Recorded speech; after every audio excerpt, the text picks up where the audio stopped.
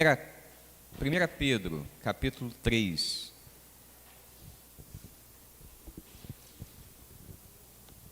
Silas, tenta colocar para a gente aí a versão revista e atualizada de 59, por gentileza, se você conseguir.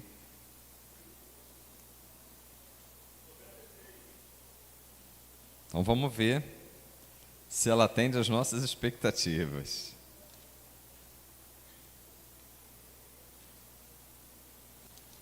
Pode ser essa sim, Silas, por favor.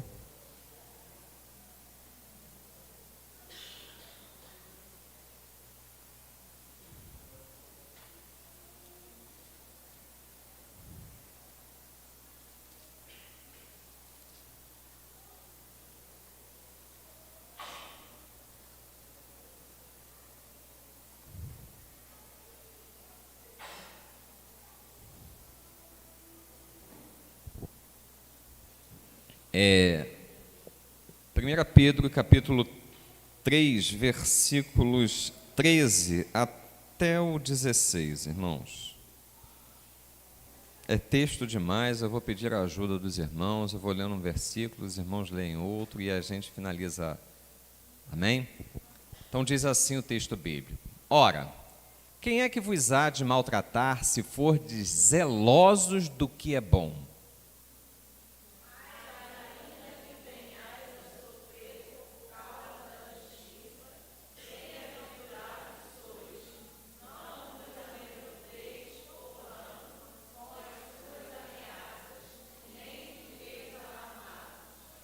Antes, santificai a Cristo como Senhor em vosso coração, estando sempre preparados para responder a todo aquele que vos pedir, razão da esperança que há em vós.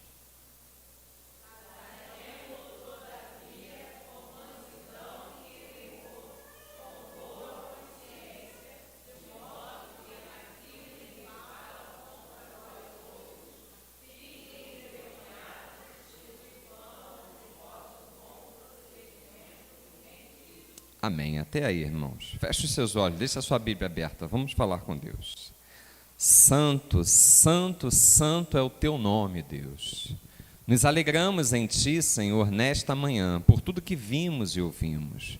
Nos alegramos, ó Deus, pelo aprendizado na escola bíblica. Te exaltamos, ó Deus, pela oportunidade de estar na tua casa, Senhor. Entendemos que Tu mesmo, Senhor Espírito Santo, marcaste este encontro conosco, Senhor. Agora nós te pedimos, fala, Senhor, aos nossos corações. A nossa alma, Senhor, tem necessidade de uma direção Tua. Fala aos nossos corações, Senhor, mexe com as nossas estruturas, mexe, Senhor, com o nosso entendimento, Senhor. Nos aperfeiçoa, Pai querido, que nós estejamos, ó Deus, sendo transformados pela Tua palavra, pela Tua presença, bendito Espírito Santo.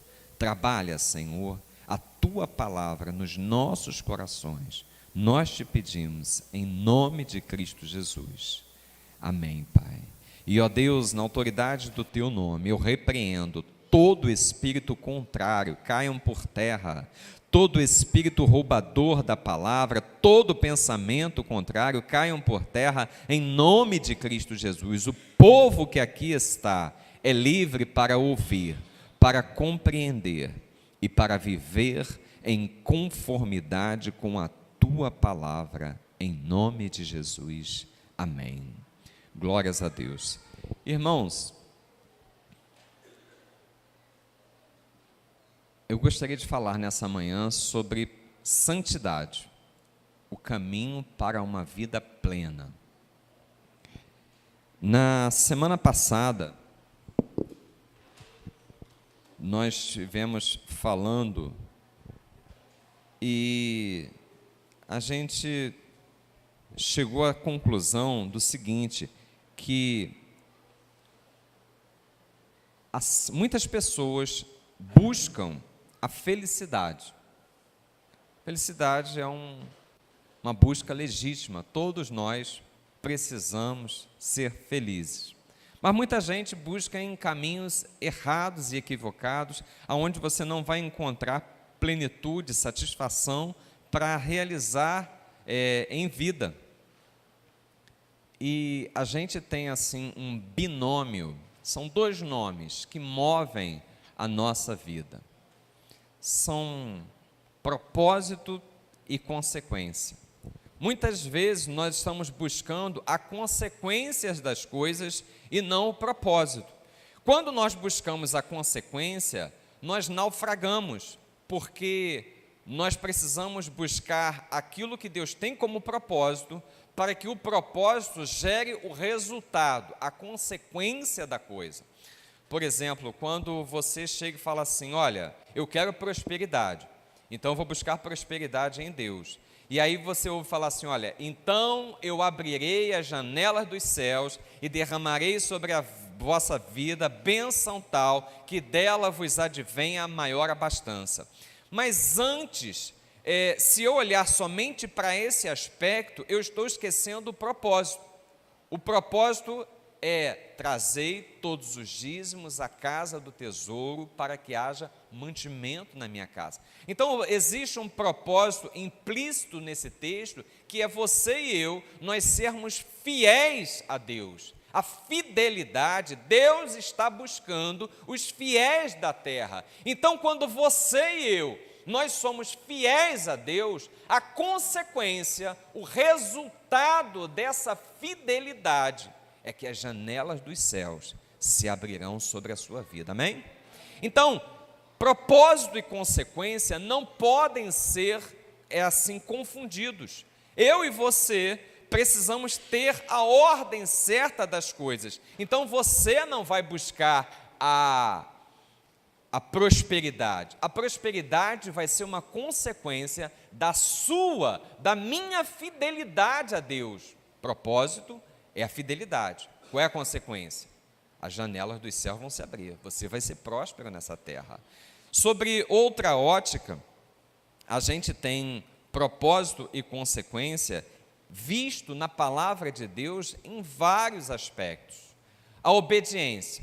Diz assim o texto bíblico.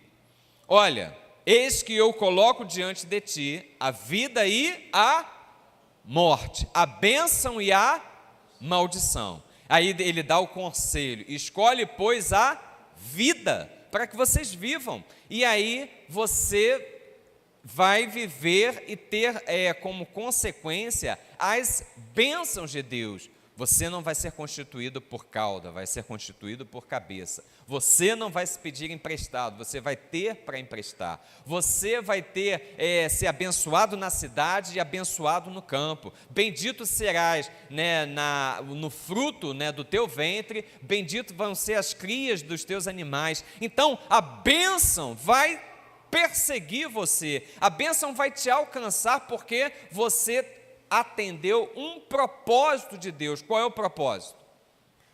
Obediência. Tem um pastor que diz assim, olha, nós não vamos correr atrás das bênçãos, nós não precisamos correr atrás das bênçãos, nós precisamos correr atrás da obediência.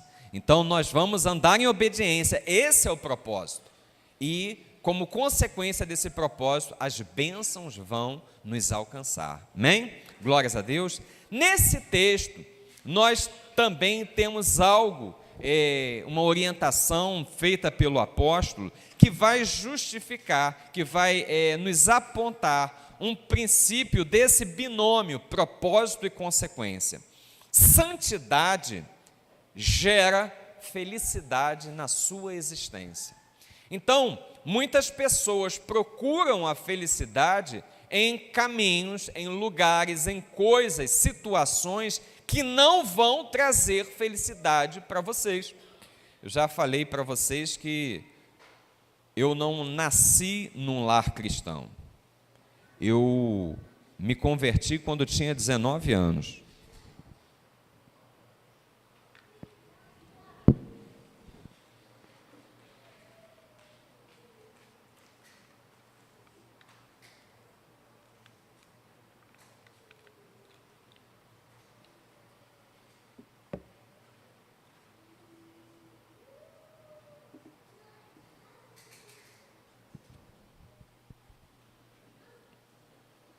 E nessa época que eu me converti, quer dizer, antes de eu me converter, eu buscava a realização da minha vida indo, por exemplo, a bailes.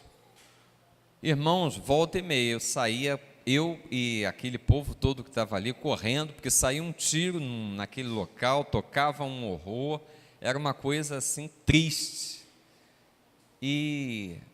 Mas assim como eu, muitos ali buscavam uma realização, uma felicidade, aonde não tem felicidade. E assim eu vejo as pessoas hoje, perto ali em Campo Grande, a gente vê diversos lugares, né, lotados de pessoas buscando essa tal felicidade, aonde em caminhos que não vão fazer com que eles cheguem à felicidade. Não tem uma realização na alma, na existência. Mas a santificação, ela gera essa tal de felicidade. A santificação, ela gera realização na alma humana. A santificação, ela deixa o homem num estado de realização, de satisfação, de preenchimento da existência diferenciado. O apóstolo Paulo, aqui no versículo 15, ele vai dizer sobre isso, melhor dizendo, o apóstolo Pedro, né? Antes santificai a Cristo como Senhor em vosso coração. Ele está falando o seguinte, olha, não se importa, né, com o que as pessoas estão dizendo e falando à sua volta. Você precisa estar buscando um caminho de santidade para a sua vida. Irmãos, o que é ser santo?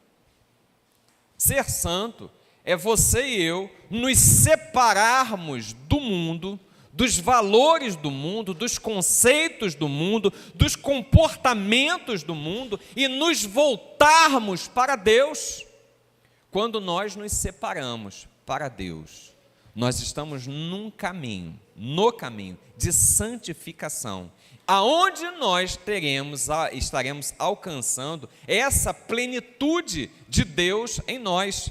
Imaginem o seguinte, irmãos, Moisés foi levantado por Deus para apresentar, né, para que Deus falasse com o povo, e ele chega para o povo e fala assim, olha, santificai-vos, porque pela manhã, né, o Senhor vai falar com você. Foi colocado ali o povo em volta do monte, foi colocado um limite para que o povo chegasse, né, ali, eles não podiam tocar, né, em determinado espaço, respeitados os limites.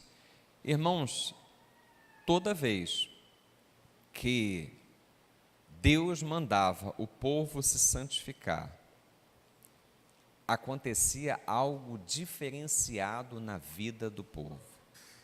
Toda vez que nós nos separamos para Deus, nós temos a tendência, a oportunidade de viver algo diferenciado da parte de Deus sobre as nossas vidas.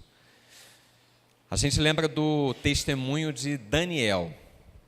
Daniel era um jovem, né, bem, um dos que viviam ali, talvez, nobres, fazia parte da nobreza de Israel. Israel havia sido levado para o cativeiro babilônico.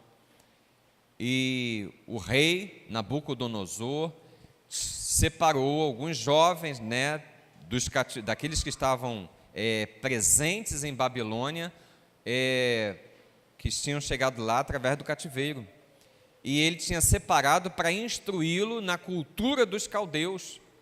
E Daniel resolve no seu coração de não se contaminar com as iguarias do rei. Irmãos, a gente sabe que o judeu, aquele que tinha assim uma retidão diante de Deus, que procurasse viver de acordo com a lei, ele não podia comer todo o alimento. Ele não se contaminava com alguns alimentos que ele julgava impuro. E Daniel resolve fazer uma dieta de legumes. e propõe isso ali àquele que estava cuidando, né, daqueles jovens. Irmãos, eu fico pensando o seguinte: era só Daniel, Ananias, Azarias e Misaías que tinha como crentes ali, como pessoas que tinham o temor de Deus, que vinham, né, do cativeiro babilônico? Eu imagino que não, irmãos.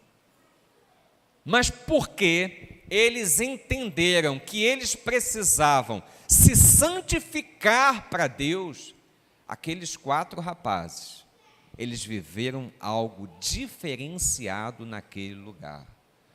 Se você ler o livro de Daniel, do profeta Daniel, você vai ver várias vezes o autor falando: havia sobre Daniel um espírito excelente.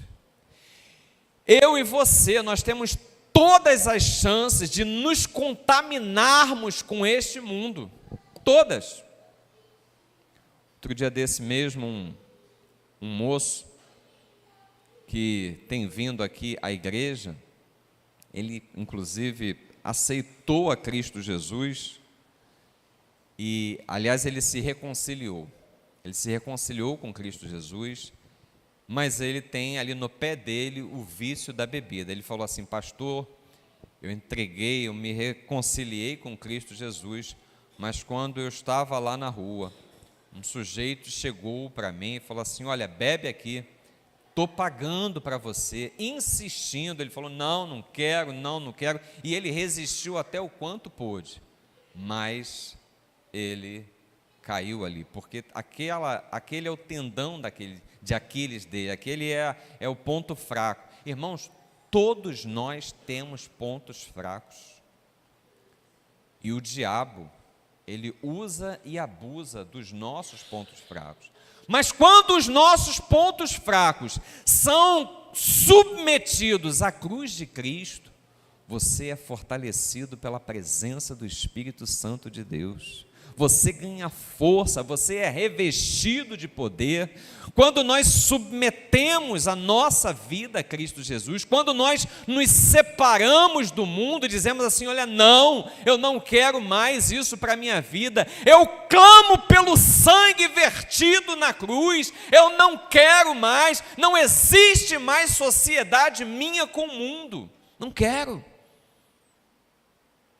Que temos nós mais a ver com o mundo, irmãos?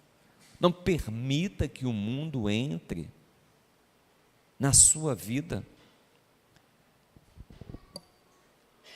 Antes, santificai-vos. Irmãos, toda vez que nós nos santificarmos para Deus, nós vamos experimentar algo grandioso da parte de Deus. Você crê nisso, irmãos? Eu e você precisamos nos separar deste mundo. Esta semana que passou, nós fizemos uma campanha de oração em prol da Páscoa. Você participou dessa campanha de oração? Glórias a Deus. Nesta semana, nós vamos num nível mais hard. Nós estávamos, num nível aqui, agora nós vamos aprofundar um pouquinho mais. Nós vamos fazer uma campanha de jejum. Você está dentro? Jejum.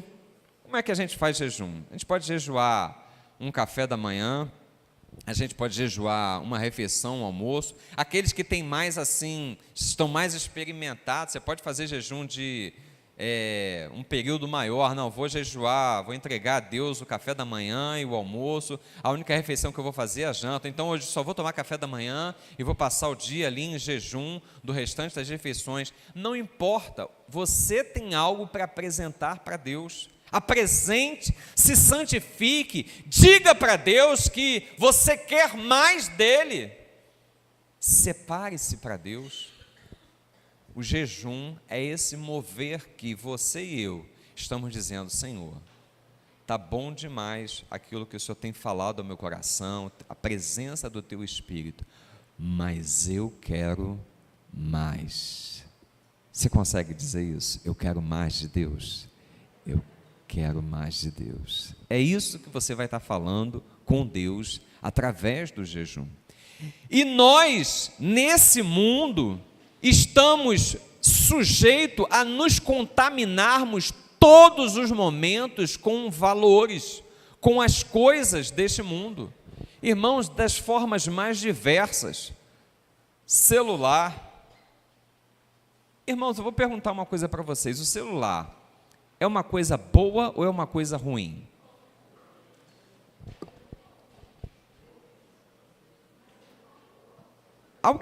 Vamos fazer o seguinte, vamos fazer diferente. Alguém acha que o celular é uma coisa boa?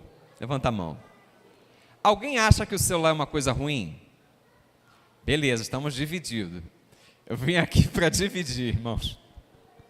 Mas vamos vamos descomplicar a situação. Câmeras em mim, irmãos. Atenta para o que eu vou falar para vocês. O celular, em si mesmo, ele não é bom e ele não é ruim. O que você faz com o celular é que é bom ou ruim. É o mesmo conceito que a gente tem do dinheiro. Você fala assim, pastor, dinheiro é uma coisa ruim. Depende. Se o dinheiro for o teu senhor, ele é um senhor cruel. O dinheiro é um senhor cruel, mas é um bom servo. Entenderam a diferença? Se ele for o teu senhor, ele vai ser cruel. Você vai andar assim numa escravidão. Mas se você estiver usando ele como servo, irmãos, com dinheiro a gente pode transformar essa igreja, tornar um ambiente mais agradável para adorarmos a Deus. Com dinheiro a gente pode fazer muita coisa boa, mas ele tem que ser servo. Nós não podemos permitir que ele suba à condição de senhor. O celular é a mesma coisa, irmãos, mas como esse instrumento, esse aparelho pode ser um objeto de perdição se nós permitirmos que ele seja utilizado de forma ruim? Como companhias que nos cercam dia a dia podem ser ruins? Eu preciso, irmãos, influenciar essa terra. Eu preciso ser um influenciador. Mas volta e meia, eu estou na condição de também ser influenciado. Então, eu estou nessa dinâmica de influenciar e também sou influenciado. Irmãos, eu preciso saber o limite de estar num ambiente que vai trazer prejuízos para mim. É aquilo que disse o salmista: não se assenta na roda dos escarnecedores, não se detém no caminho dos pecadores, né? Antes tem o seu prazer na lei do Senhor e nela medita de dia e de noite. Então eu preciso entender que eu e você, nós precisamos entender que fomos separados por Deus para andarmos em santidade. Deus quer usar a sua vida e a minha vida para quê? Olha o que Pedro diz aqui: antes, santificai a Cristo como Senhor em vosso coração, estando sempre preparados para responder a todo aquele que pedir razão da esperança que há em vós. Uma vez eu estava no local de trabalho. Eu até hoje não sei se foi assim por motivo, se ela queria falar alguma coisa sobre a religião, mas todos no local de trabalho sabem que eu sou servo de Deus e que eu tenho temor de Deus no meu coração. Apenas os mais íntimos sabem que eu sou ministro do Evangelho. Ou acaba que todo mundo sabe, meu irmão. Um fala para o outro. Mas a verdade é a seguinte: uma vez uma colega de trabalho, ela chegou e falou assim: Carlos, como é que é esse negócio de você é crente, é evangélico, como é que é isso? E aí eu lembrei desse texto bíblico: estai preparados para responder com mansidão e temor a razão da fé que há em vós. E aí eu expliquei para ela até mas quando eu percebi que a coisa estava assim, era quase que uma pegadinha, eu falei, bom, deixa eu colocar um ponto final aqui, porque não é local para a gente discutir fé. E fé você não se discute, você apenas testemunha e vive. É como aquela questão do ladrão, melhor dizendo, do cego de nascença. Ele chegou e pontuou a questão de uma forma muito simples. Olha só, se ele é o Cristo, eu não sei. Eu sei de uma coisa: eu era cego e agora eu vejo. Eu sei. Alguém pode chegar e falar assim: olha, não, esse negócio de crente, Jesus é Deus. Eu falei assim: olha só, uma coisa eu sei, eu estava escravo, eu vivi uma vida de miserabilidade quando eu estava no mundo, mas agora em Cristo Jesus, eu tenho a plenitude da vida de Deus em mim. Então isso, a tua experiência, ninguém vai poder questionar. E você foi chamado para viver a santidade, não apenas para que você tenha uma vida próspera, não para que você possa dizer, não, eu tenho um relacionamento estreito, de profundidade com Deus, mas, irmãos, a tua vida, a minha vida, ela tem um objetivo maior. Jesus Cristo falou assim: vós sois o sal da terra e a luz do mundo. E você e eu, vivendo essa plenitude de Cristo Jesus, separados do mundo, separados das coisas do mundo, nós vamos testemunhar. O mundo, ele está de olho em mim, o mundo está de olho em você. Sabe o que Billy Graham falou? Billy Graham falou assim, olha, nós, você e eu, nós somos a Bíblia que o mundo está lendo. E eu fico perguntando para mim mesmo, uma pergunta assim reflexiva: o que o mundo está lendo na minha vida? Que Bíblia que o mundo está lendo na minha vida? Porque nós somos a Bíblia que o mundo está lendo. Talvez o mundo não vá ter oportunidade de estar aqui, mas numa atitude de honestidade, você vai ser a Bíblia que aquele que está à sua volta está lendo, seu colega de trabalho, seu vizinho, numa atitude de fidelidade, numa atitude de lealdade, numa atitude de usar a boca como bênção e não como maldição. O mundo vai estar lendo que você é de Cristo e que existe algo diferenciado para viver, porque você já está vivendo isso. Então, santificar a Cristo no nosso coração, ter a plenitude de Deus em nós, andar em bênçãos, seguindo a gente, a prosperidade, vai além. Você vai ser uma testemunha daquilo que Deus pode realizar, e o mundo vai querer saber de Cristo, porque você é a carta que o mundo está lendo. Irmãos, o texto bíblico diz diversas vezes: santificai-vos. Josué chega para o meio do povo e fala assim: olha, santificai-vos, porque amanhã o Senhor fará maravilhas no vosso meio. Toda vez que o povo era chamado para se santificar, acontecia algo diferenciado no meio do povo. Jacó, no meio da sua família, ele chega, recebe uma visão de Deus, recebe um chamado de Deus, ele fala assim para a sua família: olha, deitai fora os deuses estranhos que há no meio de vós. Eu fiquei pensando assim, poxa, a família de Jacó ainda tinha deuses estranhos ali no meio. Irmãos, quantos deuses estranhos talvez esteja no nosso meio e nós não estejamos percebidos? Quantos deuses estranhos! E nós precisamos nos santificar, nos separar disso. Quer ver um Deus estranho que é assim tremendo na vida da sociedade hoje? Filmes de terror. Irmãos, todo filme de terror está baseado numa história que contradiz o Evangelho de Cristo. Todo filme, todo. Você vai falar assim: vampiro, Drácula e coisa desse tipo. Ele está baseado num argumento que contraria totalmente a palavra de Deus. Ele te leva, ele te transporta para um universo de possibilidades totalmente contrários à palavra de Deus. Irmãos, isso é fogo estranho no meio do povo. Pastor, mas não tem nada a ver. Irmãos, aquilo que você empresta à tua mente, aquilo que você dá atenção, aquilo que está entrando no teu coração, vigia. Eu gosto muito de filmes, irmãos, séries. Se deixar um bom filme, uma boa série, diz assim, tenho que vigiar para não tomar o meu tempo. Mas eu não perco, desde que me converti a Cristo Jesus. Antes até havia, mas não perco o meu tempo. Porque quando eu me converti, eu percebi, mas isso não tem nada a ver com o Evangelho de Cristo. E aí isso tira o foco da tua fé, isso coloca dúvidas no teu coração. Como é que Eva foi levada a cometer o pecado?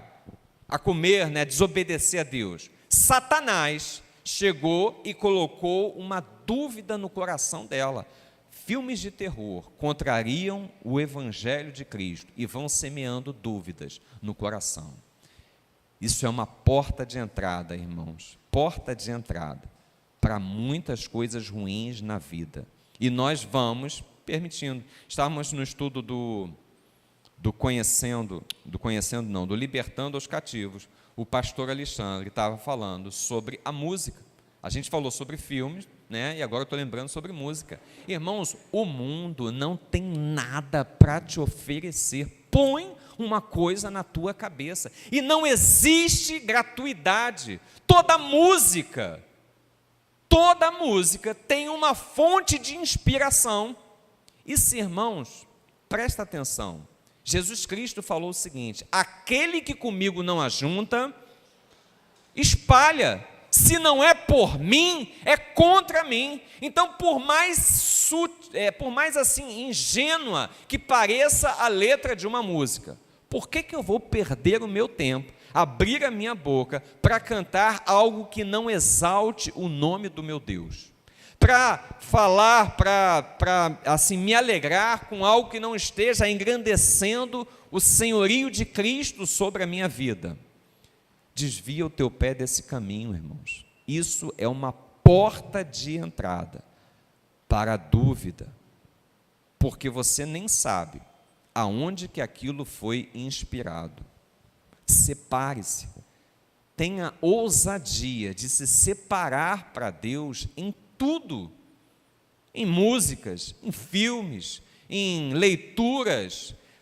Empreste o teu tempo, invista o teu tempo naquilo que pode te edificar na presença de Deus. Invista o teu tempo com pessoas que vão te edificar na presença de Deus. Separe-se de uma vez por toda do mundo. O mundo não tem nada para te oferecer. Santifica o teu coração e você vai experimentar coisas maravilhosas da parte de Deus. Eu e você, irmãos, podemos mais em Deus, mas nós temos que andar nesse caminho da santificação. A palavra de Deus diz assim: sem a santificação, ninguém verá a Deus. Irmãos, não é algo impossível, e vou dizer mais ainda, não é algo nem difícil, se nós quisermos, se nós desejarmos. Deleita-te no Senhor e Ele atenderá aos desejos do teu coração. Eu e você só precisamos focar o nosso coração em Deus, em Cristo Jesus. Porque quem vai dar força para nós nos apartarmos de uma vez do mundo é Ele.